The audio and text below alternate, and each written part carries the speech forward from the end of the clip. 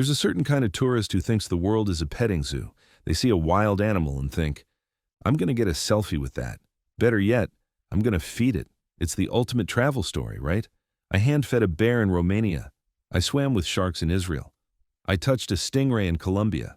The problem is, wild animals aren't Instagram props. They're not domesticated. They don't understand the concept of a friendly photo op. But that doesn't stop people. Every year, tourists around the world ignore every warning sign, every barrier, every local guide's desperate plea, and reach out their hands to feed something that could kill them in seconds. And sometimes, it does. These are the stories of people who learned the hard way that wild animals don't forgive stupidity. This is Karens who fed wild animals and paid the price. Case 1. Omar Farang Zin. The Transfăgărășan Highway in Romania is one of the most beautiful drives in Europe. It winds through the Carpathian Mountains, offering breathtaking views at every turn. It's the kind of place that makes people want to stop, take photos, and, apparently feed the local wildlife. Omar Farang Zin was a 48-year-old Italian motorcyclist who decided to take a road trip through Romania in the summer of 2025. He was living the dream, you know? Open road, mountain air, the freedom of the highway. But somewhere along that scenic route, near the Vidraru Dam, he made a decision that would be his last. He stopped his bike. There was a bear on the road, a mother bear, no less. Most people would rev their engine and get the hell out of there, not Omar. He saw an opportunity. He saw a photo opportunity. He stopped, got off his bike, and decided to feed the bear. He wanted to get close, to capture the moment, to be that guy who had the guts to hand-feed a wild bear. He was taking selfies, filming videos, probably thinking about how many likes this was going to get. The bear, for her part, was probably thinking about lunch. What happened next was catastrophic. The mother bear, protective and territorial, didn't see a friendly tourist. She saw a threat. She attacked with the full force of a 300-pound predator. Omar was no match. The bear grabbed him and, in a display of raw, brutal power, dragged him toward the edge of the road. He fell, tumbling down a ravine approximately 80 meters deep. The fall alone would have been fatal, but the bear didn't stop. She followed him down, continuing her assault. By the time other motorists found him, it was too late. Omar Farang Zin, the guy who wanted the ultimate travel photo, was dead. The bear was later captured and euthanized.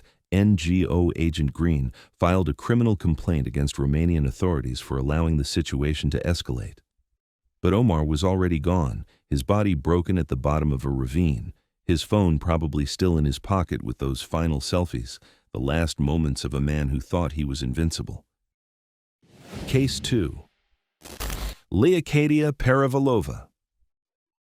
Tigan Safari Park in Crimea is one of those places where tourists can get close to big cats. Really close. The whole appeal is that you're in a vehicle driving through an enclosure where lions roam freely. It's thrilling. It's dangerous in a controlled way, or so they tell you. The park's chief zookeeper was a woman named Leocadia Paravolova. She was a big cat specialist, someone who had spent her career working with lions, understanding their behavior, their moods, their territorial nature. She knew the risks, or at least she should have. On October 16, 2024, Leocadia entered the lion enclosure to cool down some of the animals and prepare them for the day's feeding and visitor routines. It was a routine task, something she'd done countless times. But this time, something went wrong. The internal door to the enclosure wasn't properly locked, or maybe it was, but a lion managed to get through anyway. The details are murky, but the result is crystal clear. Multiple lions attacked her. They mauled her, gored her, tore into her with claws and teeth. She was a professional, someone who understood these animals, but understanding them and surviving an attack by multiple predators are two very different things. By the time help arrived, it was too late. Leocadia Paravolova bled out in that enclosure, her expertise no match for the raw, primal violence of a group of territorial lions. The park later defended itself, claiming the incident was an accident, a structural failure. But the truth is, she was in an enclosure with animals that had been conditioned to see humans as part of their environment. The park's whole business model depends on that habituation. And sometimes, habituation turns into aggression. Leocadia paid the price for that gamble with her life. Case 3. The Crocodile Bend Tourist. In far north Queensland, Australia, there's a spot on the Annan River that locals call Crocodile Bend. It's a popular tourist attraction, a place where people go to see saltwater crocodiles in their natural habitat. It's also a place where tourists, year after year, ignore the warnings and feed the crocodiles.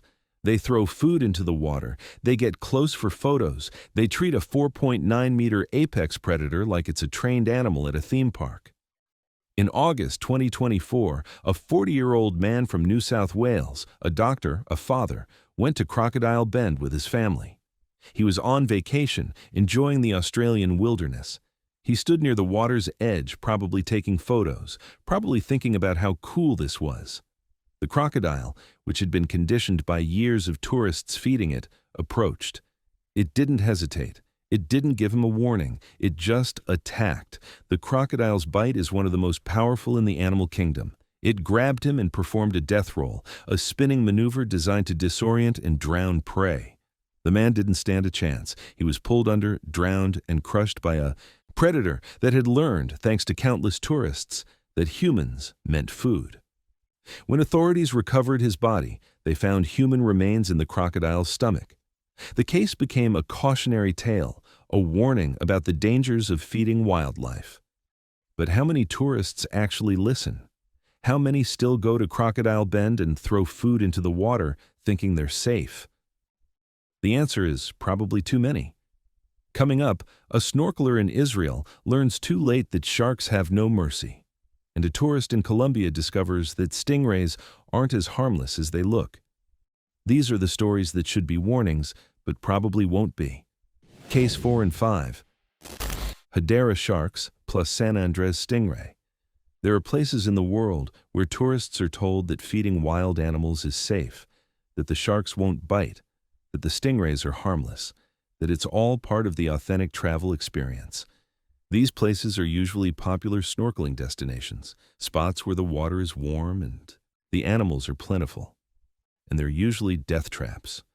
In Hadera, Israel, there's a popular snorkeling area near a power plant where the warm water discharge attracts dusky sharks. The local culture treats these sharks as safe, as something tourists can interact with. In early 2025, a 40-year-old foreign tourist went snorkeling in that area. He was following the local advice, treating the sharks as if they were trained animals. He wasn't alone. There were other tourists in the water, all of them snorkeling among sharks that had been conditioned by years of human feeding to associate people with food. Then it happened. One of the sharks attacked, then another. The tourist was struck multiple times, deep lacerations tearing through his flesh. He was pulled from the water, but it was too late. He died from massive blood loss and trauma. Marine experts later noted that sharks can learn. They can be conditioned, and when they learn that humans mean food, they become efficient. Hunters. Thousands of kilometers away, in San Andres, Colombia, there's another popular snorkeling spot called Rocky Cay, or La Piscinita. It's known for its stingrays. Tourists come from all over to swim with them, to feed them, to get photos. In March 2022, a 56-year-old Italian tourist named Valentin Guillen went snorkeling there. He was in shallow water, trying to get close to the stingrays, trying to capture the perfect moment. A large stingray, habituated to human presence and expecting food, struck him with its barbed tail. The tail pierced his chest, and a large chunk of flesh was torn from his body. He bled out in the water, another victim of the myth that wild animals are safe if you just respect them. They're not. They're wild. And when you feed them, when you condition them to see you as a source of food, you're not respecting them. You're signing your own death warrant. Case 6. Sri Lankan elephant attack. In Sri Lanka, there's an ongoing conflict between humans and elephants. The elephants are hungry, and they're drawn to human settlements because of the fruit trees, the crops, the easy food. Locals try to drive them away to protect their property and their lives. But sometimes those attempts go horribly wrong. A middle-aged homeowner in a plateau region of Sri Lanka had fruit trees on his property, jackfruit, which elephants love. One night, an elephant came to feed. The man, trying to protect his property, grabbed a flashlight and went outside to drive the elephant away. He shined the light at the animal, trying to scare it off. But the elephant, which had been conditioned by years of human feeding and interaction to see people as part of its environment, didn't flee. It charged. The man didn't stand a chance. He was trampled, crushed under the weight of a multi-ton animal. His family found him dead at the door, his body broken, every bone shattered. The elephant had learned that humans were a threat, or maybe just an obstacle. Either way, the man paid the ultimate price. Case 7. Bangkok Safari Keeper. Safari World Bangkok is a massive wildlife park where tourists can drive through enclosures and see big cats up close. It's thrilling, it's exciting, and it's profitable. The park employs keepers to maintain the animals, to prepare them for feeding, to keep the operation running. Most of these keepers are experienced professionals who understand the risks. One keeper, a man with over 30 years of experience, was performing his routine duties on September 10, 2025. He stood outside his vehicle for just 3 minutes during a routine feeding, 3 minutes to prepare the animals, to set up the food, to do his job. 3 minutes was all it took. A lion, or maybe multiple lions, attacked from the enclosure. They mauled him, tore into him with claws and teeth. He was a professional, someone who had spent his entire career around these animals. But professionalism and experience mean nothing when you're facing a predator that sees you as prey. He bled out in that enclosure, another victim of the wildlife tourism industry. The Thai authorities launched an investigation, but the keeper was already dead. The case became another warning, another story that tourists probably won't listen to, another example of how the pursuit of profit and thrills can override basic safety. From the mountains of Romania to the beaches of Colombia, from the rivers of Australia to the parks of Thailand, the story is always the same. People see a wild animal and think they can interact with it safely. They think they're special, that the rules don't apply to them. They think they can feed it, photograph it, touch it without consequences. And sometimes they're right. Sometimes they get their selfie and walk away unscathed. But sometimes they don't. Sometimes the animal reminds them that it's not a pet, that it's not tame, that it's a predator or a powerful creature that doesn't care about their Instagram followers. Thanks for watching. If you have a story about wildlife gone wrong, let us know in the comments. And please, for the love of all that is holy, don't feed the bears.